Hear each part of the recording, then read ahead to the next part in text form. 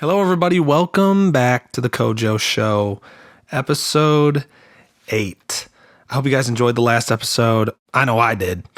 The feedback and support that was received, and it's just been absolutely incredible. You guys have really been encouraging and inspiring and have encouraged me to continue this show and to continue staying in my word.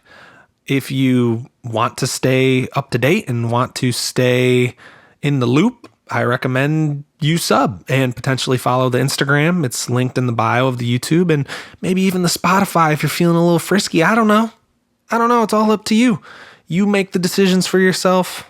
I'm not going to sit here and pressure you. Just as long as you're listening to God's word, as long as you're staying in your word, it's all that matters to me.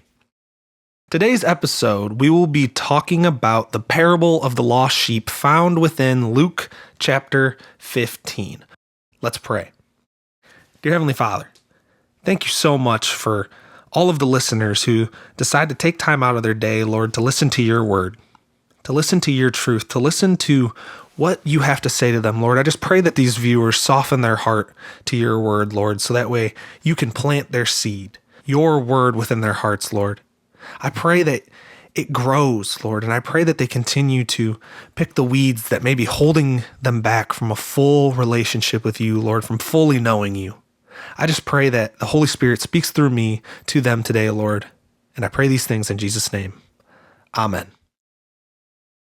So let's get straight into this parable coming out of Luke chapter 15, starting at verse 1, the parable of the lost sheep. Now, a few episodes ago, we talked about the parable of the prodigal son, and this parable of the lost sheep comes from the same chapter that the parable of the prodigal son comes from. And in a way, these two parables are connected. He starts with the parable of the lost sheep while battling the Pharisees and the scribes who were criticizing him for sitting with sinners. And then he continues on and gives the parable of the lost coin, and then the parable of the prodigal son, which we have covered in an earlier episode. But all of these parables are connected in the sense of the triune God. Many people think that this parable of the lost sheep is describing Jesus himself. The parable of the lost coin describing the Holy Spirit, and the parable of the prodigal son describing God the Father, the triune God, 3 persons, 1 God, if that makes any sense. So in this parable, we see Jesus talking about himself, starting at verse 1. Then all the tax collectors and sinners drew near to him to hear him. And the Pharisees and scribes complained, saying, "This man receives sinners and eats with them." So he spoke this parable to them, saying, "What man of you, having 100 sheep, if he loses one of them, does not leave the 99 in the wilderness and go after the one which is lost until he finds it? And when he has found it, he lays it on his shoulders rejoicing, and when he comes home, he calls together his friends and neighbors, saying to them, 'Rejoice with me, for I have found my sheep which was lost.' I say to you that likewise, there will be more joy in heaven over one sinner who repents than over 99 just persons who need no repentance."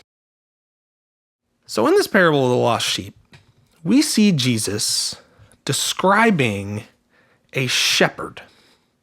Now, the scribes and the Pharisees of this time would have understood the cultural significance or weight of this parable. He's not just using a random analogy. He's claiming something.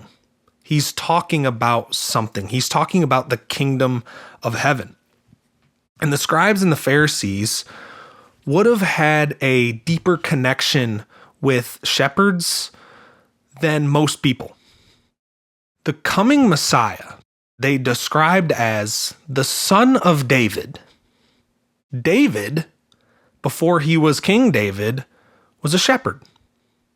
Shepherds were either hired hands or were the youngest son of the family. And often your job was to protect the sheep, guide the sheep. You were responsible for an entire flock.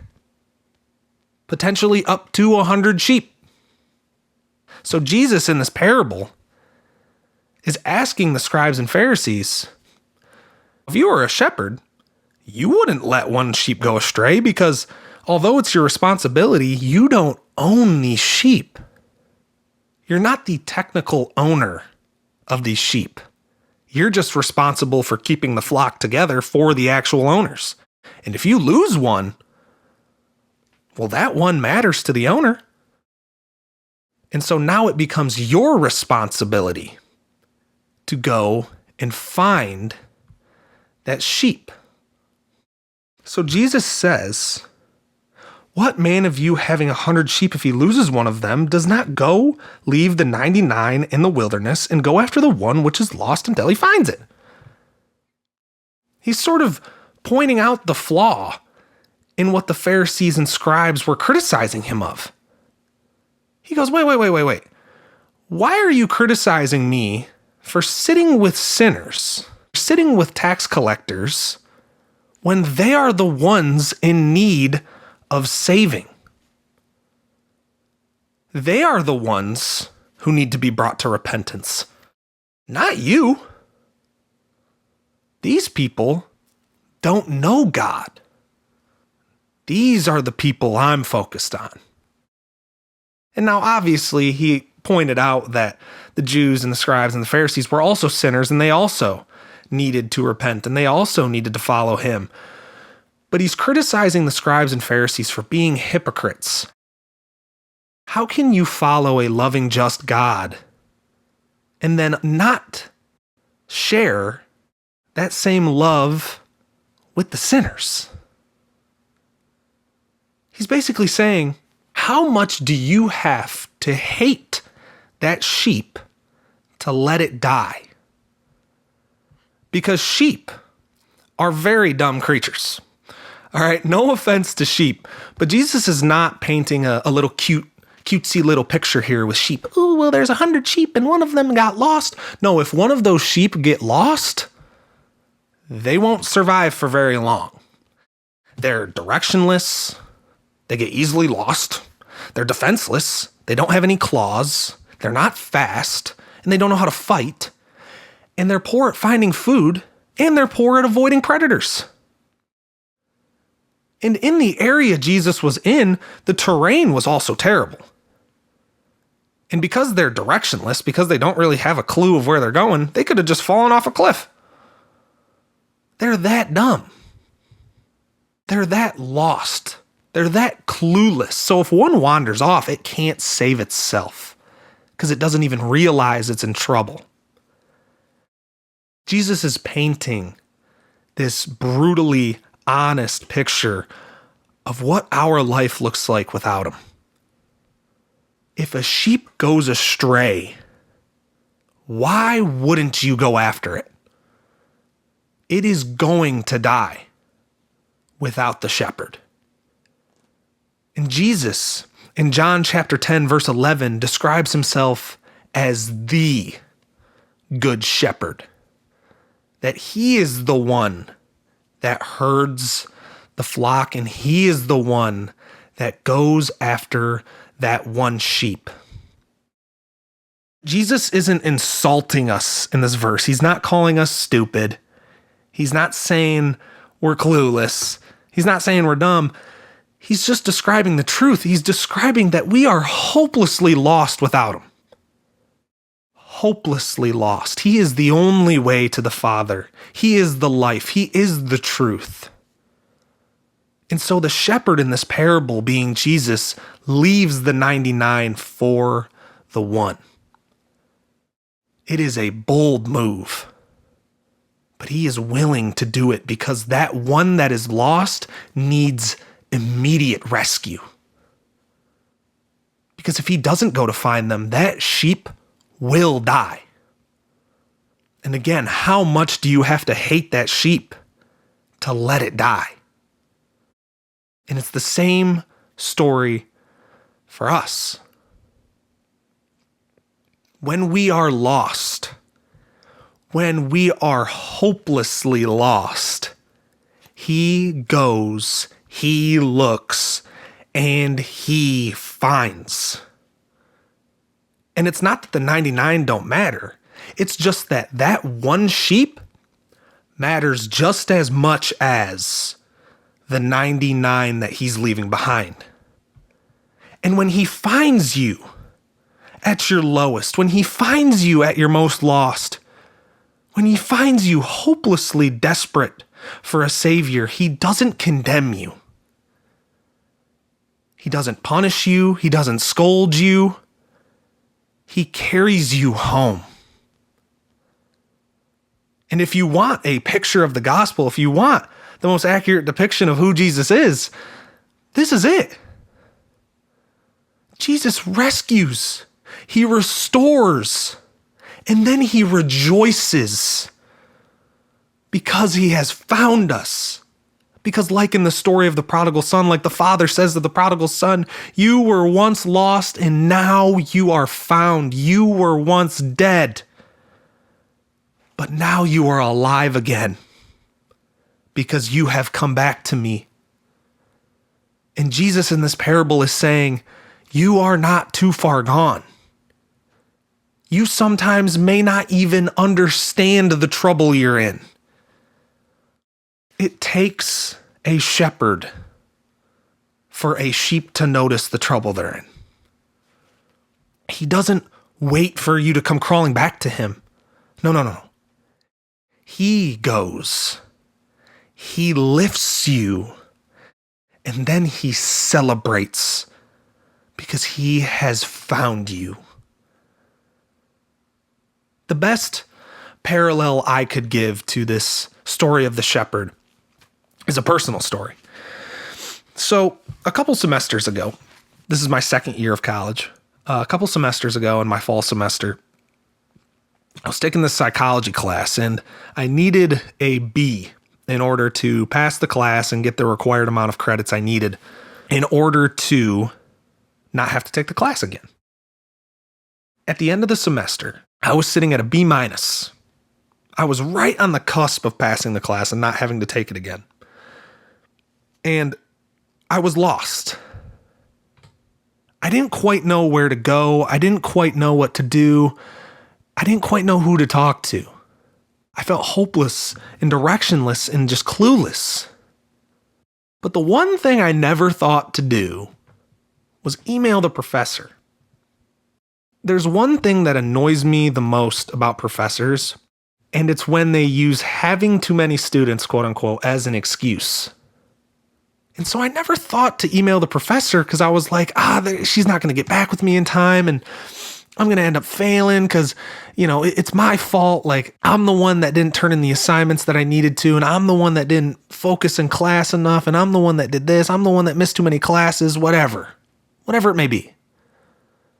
But during my state of confusion and worry, I got an email.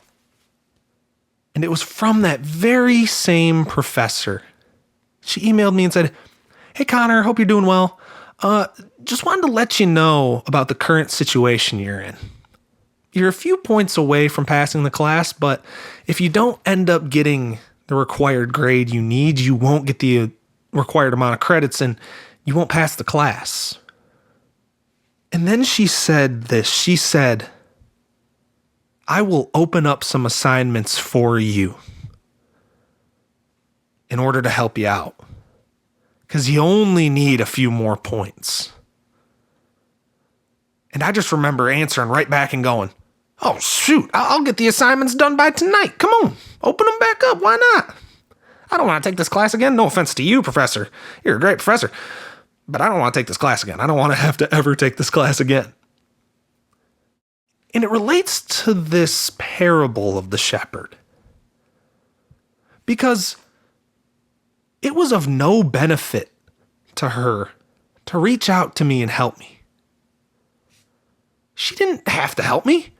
She had dozens of students, hundreds of students potentially, that were falling behind. She had a ton of other things to worry about. She had her own family. She had her own kids. She had her own cats, dogs, whatever it may be to take care of. She did not have to help me. But she chose to. And this moment showed me how powerful it is to go seek after the one. Jesus sees us. He notices us and he acts for us. He doesn't just overlook us. He locks eyes with us and moves towards us. And my question to you is, do you feel lost? Do you feel distant from God? Are you confused about your faith? Because the Good Shepherd is already coming for you. He's already paid the penalty for your shortcomings. He's already bled and died on the cross for you. And he's already coming to you. He's knocking on your door, and all you have to do is answer. Heck, this podcast may even be proof that you're already opening that door a little bit. And sometimes that's all it takes. Whether you've strayed away, whether you've slipped away, whether you've stormed off away from the herd, Jesus thinks you're still worth pursuing, and so do I. So what's keeping you from letting Jesus carry you home? Let's pray. Dear Heavenly Father, I pray that this can be an invitation. I pray that whoever is listening to this podcast, whether they be struggling or whether they're a believer, that this touched them in some sort of way. Lord, I pray that if someone is struggling, this can be an invite. I pray that if someone is struggling, they allow you to pick them up and carry them home. And Lord, for the believers, I pray that this be an invitation to go find the one.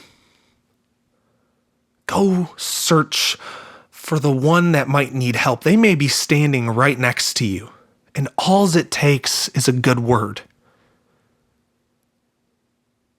All it takes is a mustard seed of faith and a soft heart. And Lord, I pray that this podcast can help someone out, Lord. I pray that your word can reach someone in need, Lord, because you are the Good Shepherd, because you lead the flock, Lord, and because you are the only way to the Father. And Lord, if we know you, then we know the Father. I pray these things in Jesus' name. Amen. I pray you guys enjoyed this podcast.